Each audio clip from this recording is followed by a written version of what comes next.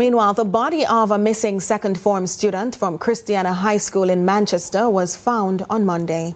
Police in the parish are urging Marcus Sargent of Riverside Drive, Ballaston, Clarendon, to turn himself in. The request comes as investigators probe the circumstances surrounding the death of his daughter. Meanwhile, the Christiana High School community is in mourning as students and teachers struggle to cope with the loss of one of their own. Carla Ramdeen reports.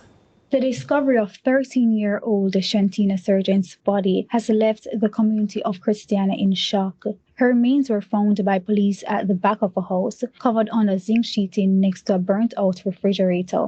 She would have been 14 years old today. Our news team spoke with commanding officer for the Manchester Division, Superintendent Kerry Duncan. The charred remains of a body was found in a burnt-out refrigerator, believed to be that of Shantina Sargent.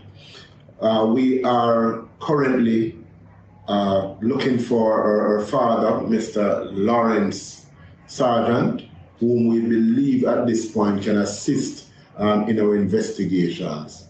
Superintendent Duncan adds a team of police counselors have been sent to Christiana High School to provide support for students.